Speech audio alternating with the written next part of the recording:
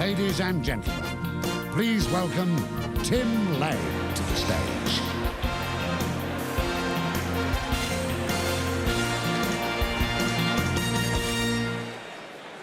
This weekend will mark the 40th anniversary of perhaps the greatest event in the history of our game. It was the 1970 VFL Grand Final between Collingwood and Carlton. The two great old rivals fought it out before an all-time record crowd of 121,696. Their contest would produce the biggest ever grand final comeback and change the way the game would be played in the future. Recently, the heroic winning coach that day caught up with four of his men to share a drink, a tall story or two, and to reminisce about that remarkable day 40 years ago.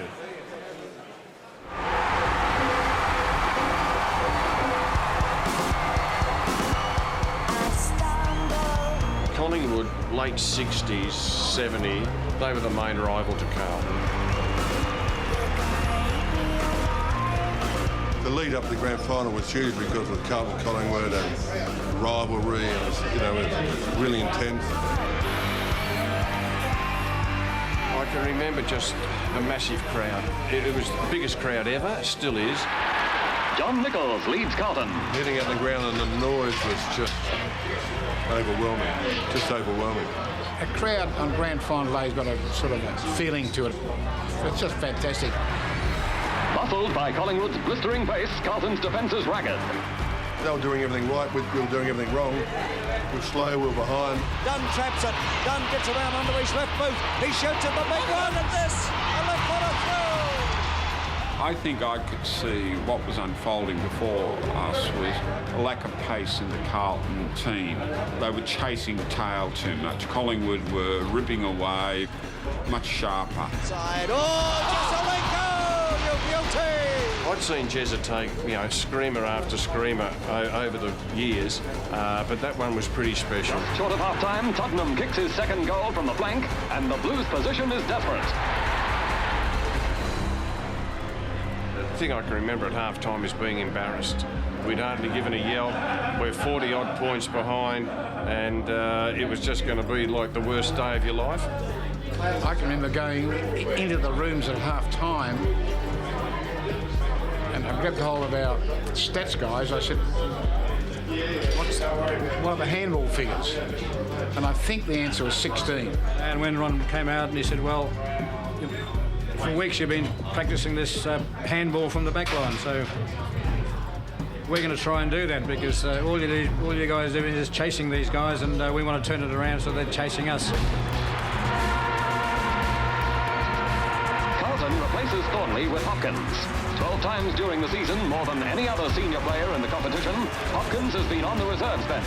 So yeah, I was well prepared because I'd sat a lot of games on the bench and had an occasional run, and when you knew that the coach said yes, you had to get into the game quickly.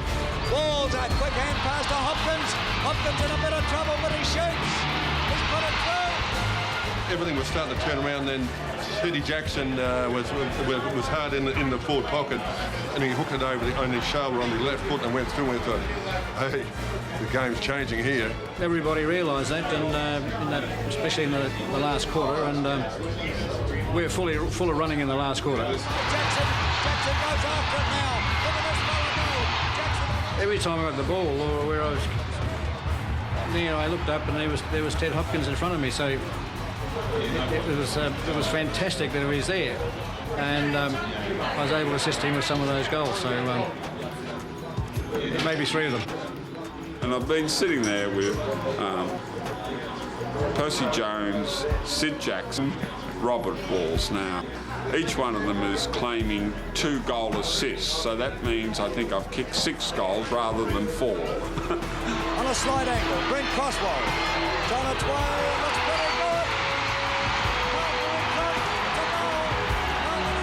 Jesaulenko dashes in to kick to the unguarded goal. Came roaring out He turned around his left foot and he kicked it and it bounced and bounced and bounced and bounced and rolled through it and put us 10 points up. From that moment, I think we knew that we had a big chance then. The southern stand and people stood up. Amazing. I think I limped up into heaven. There is a photo of me leaping up off the bench, and that's what I felt like. It was like an explosion of joy of others. And I can remember some excited fan just running onto the ground and just holding me. All of us, we were all screaming and yelling and hugging each other, and I said, just not really realising that you won it, but you knew you won it, but you couldn't believe that you won it. Fantastic comeback. They were gone to the world at half-time. I just go back to the overwhelming joy of everybody around me, and then when I start to run on the field, the players are beside themselves. Naturally, they'd pull off one of the greatest thieveries in world sport, I think. Brassy said after the game, he said you'll be hero forever after that, and it was exactly right.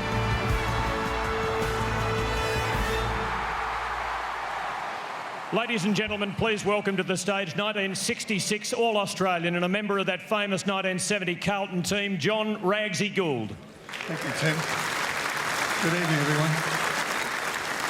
Ragsy, I think you got the name not because you were a dashing, flamboyant half-back flanker, but because you were a dashing, flamboyant ladies' underwear marketer off the field. Now, how did that stand up when you got out in the parry and thrust of on-field combat? Oh, you should ask Des Tottenham. I think he called me a puff the whole time I played in about 8 years. We still happen to be mates. You might like puffs after all, Des. The famous game, post-war conservatism had moved on to revolution and the age of Aquarius. Was this the game for its time? Well, it's fascinating. You know, we're in a time capsule with football. Every year the same issues arise, no matter, it's only a change of name. And if you reflect, back in 68, Carlton won a flag, and we had a better side in 69, and Richmond came from fourth when we only had 4 teams in it, which was, I think, one of the few times ever the side that finished fourth actually won the flag, knocked us off by something like 10 points. And I'll never forget, after that game, the travesty and the feeling, the disgrace of failing, letting your teammates down, letting your supporters down. It was mortifying. And the look of anguish and distress only reminded me of St Kilda last year. And in the end, grand finals are won by attitude. And it's very few teams that haven't suffered that terrible, disgusting, rotten, stinking feeling of losing a grand final and then have the crack the next year. And that attitude and development of that attitude, that even at half-time, they all talk about Brass, who was a wonderful bloke, a great mentor, what he did. But no, what really happened, I think the reason why we won the grand final was we looked at each other at half-time, we realised the taste of the grand final the year before, and there was just a mindset, and we were prepared to do whatever was required with that desperation it takes to win a grand final. Grand finals are bloody hard to win. Very quickly, is the greatest game of all time tag justified? Oh, look, I think one should never self-proclaim their own games, but there's been a lot of great games of football played, a lot of wonderful people. The 60s era, I've just been mixing with them tonight, just reminds me of what incredible super group of blokes who never got paid any money, all there with one reason, they want to go and play footy. And I would never suggest we've had better games. Certainly it was a pretty special grand final. Ladies and gentlemen, please thank John Gould. Thank you.